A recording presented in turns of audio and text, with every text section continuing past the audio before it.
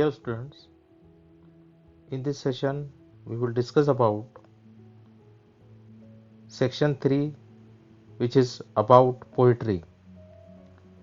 Section 3 जो होता है वो पोइट्री पर होता है, एक्टिविटी शीट में पूछे जाने वाला क्वेश्चन।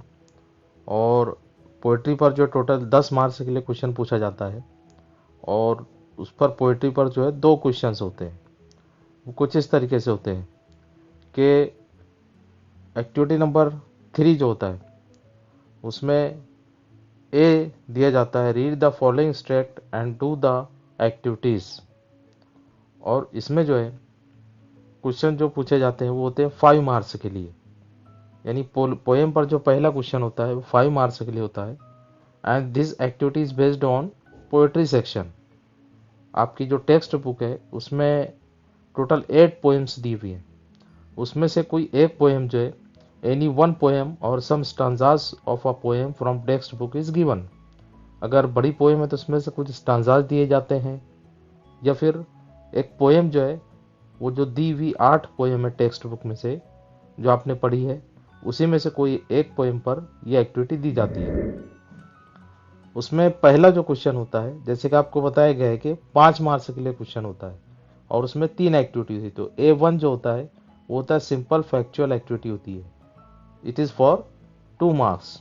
अब इसमें किस तरह से क्वेश्चन होते हैं, इसमें जनरली 2 एक्टिविटीज़ दी जाती है, 2 activities are given for 2 marks.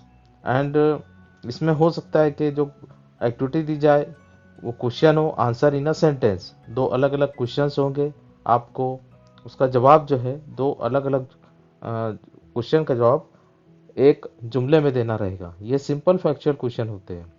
And it may be complete the sentence, जैसे कि हमने देखा कि पैसेज पर क्वेश्चन होता है जिसमें इनकम्प्लीट सेंटेंस होता है, and with the help of the passage we have to complete the given sentences. इसी तरीके से 2 सेंटेंस दिए जाएंगे जिसे हमें कंप्लीट करना होगा, या राइट इन प्रॉपर ऑर्डर, ये भी उसमें हो सकता है। यानी जो सिंपल फैक्चुअल क्वेश्चन जैसे कि टेक्स्ट बुक में होते हैं A1 में 2 मार्क्स के लिए, कुछ कुछ उसी तर्ज पर ये क्वेश्चन जो है वो पूछे जाते हैं। अब देखिए यहाँ पर एक सैंपल दिया हुआ है कि किस तरीके से यह एक्टिविटी आपको पूछी जाएगी। क्वेश्चन 3 का ए रहेगा, read the following stanzas and do the activities for 5 marks. इसमें एक्टिविटी नंबर 1 है, मैच द फॉलोइंग सेंटेंसेस।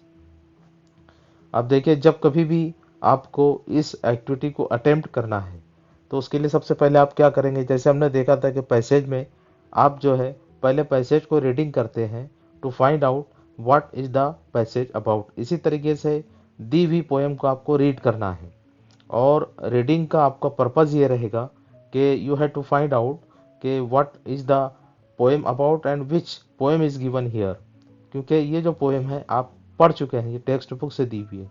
तो एक बेसिक आइडिया समझने के लिए, ये समझने के लिए कि ये जो दी हुई पोएम है ये कौन सी पोएम है, इसे आप पढ़ चुके हैं, उसका बेसिक आइडिया, उसकी थीम क्या है, या अगर कुछ स्टांजाज दिए हुए तो किस पोएम से लिए गए हैं, ये समझने के लिए आपको एक मरतबा इस पोएम को रैपिडली जो है रीडिंग करना है सरसरी तौर पर। उसके बाद आपको एक्टिविटीज़ जो है इसकी हल करनी है। तो पहली जो एक्टिविटी रहेगी 2 मार्क्स के लिए वो अलग अलग तरीके की हो सकती है, जैसे कि आपको बताई गई है यहाँ पर, आपको बताया गया कि इस तरीके से अलग अलग जो एक्टिविटीज़ उसमें पूछी जाती है। अब यहाँ जो ये बोर्ड का जो पेपर, इसमें एक्टिविटी पूछी गई है, मैच द फॉलोइंग सेंटेंसेस। ए और बी 2 कॉलम दिए हुए, यहाँ आपको दिए हुए सेंटेंसेस को मैच करना है। ईजी एक्टिविटी होती है। और ये फाइंड आउट करने के लिए, जैसे कि आप पैसेज में आपने फैक्चुअल क्वेश्चन जो हल किया था, इसी तरीके से यहाँ पर भी आपको क्या करना है कि इसको रीड करना है और फिर उसका आंसर जो है वो by reading the given stanzas you have to search the answer of given activity. तो इजी होता है। जैसे इसको देखो, यहाँ पर आपको पता गया किस तरीके से आपको उसका आंसर लिखना है। जब भी आप आंसर लिख रहे हैं आपको सिर्फ उसका नंबर लिखना है, याद रखिए, पूरी इंस्ट्रक्शन आपको लिखने की ज़रूरत नहीं है। तो यहाँ पर भी आप लिखेंगे क्वेश्चन 3A1, और उसके बाद आपको टेबल बनाना है जैसे यहाँ पर बनाया गया और उसको मैच करना है। तो यहाँ पर एक सैंपल आपको जो आंसर यहाँ पर दिया हुआ है, जैसे यहाँ दिया हुआ we should not get angry. तो ये जो दिए हुए ऑप्शन है इसमें से सही ऑप्शन है when others blames us, when others blame us, ये उसका आंसर दिया हुआ है। बिल्कुल इसी तरीके से बाकी के आंसर भी यहाँ पर लिखे हुए एक सैंपल के तौर पर किस तरीके से आपको इसका आंसर लिखना है। इस तरीके से हम इस एक्टिविटी को कंप्लीट करेंगे which is for 2 marks. Then next activity is activity number 2, complex fracture activity होती है। ये होती है 2 मार्क्स के लिए। Activity number 1 2 marks and A2 is also for 2 marks. इसमें किस तरीके से क्वेश्चन आ सकते हैं?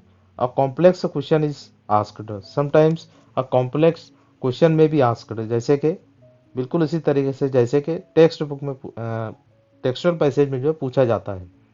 And it may be complete the web table और सेंटेंस। इस पर भी जो है क्वेश्चन हो सकता है कि कोई वेब या टेबल दिया रहेगा और ये डायग्राम दिया रहेगा और दिए हुए स्टांजाज या पोएम की मदद से आपको उसे कंप्लीट करना होगा। और it is very necessary that we have to understand the poem to complete this activity. ये एक्टिविटी जो हमें पोएम को समझ कर जो है लिखनी होती है। और डियर स्टूडेंट्स, ये आसान होता है क्योंकि हम ये पोएम पढ़ चुके होते हैं। अब देखिए यहाँ पर एग्जाम्पल दिया हुआ है कि एक्टिविटी नंबर 2 जो है, right any 4 advice that poet has given in stanza number 1। This is for 2 marks. Stanza number 1 में पोएट ने जो एडवाइजेज दी हैं उसमें से 4 एडवाइस हमको लिखना है। अब ये जो पोएम है इसमें पोएट ने जो सम एडवाइजेज दिए हैं, this is the poem you start dying slowly. तो उसमें कुछ एडवाइजेज पोएट ने दी है अबाउट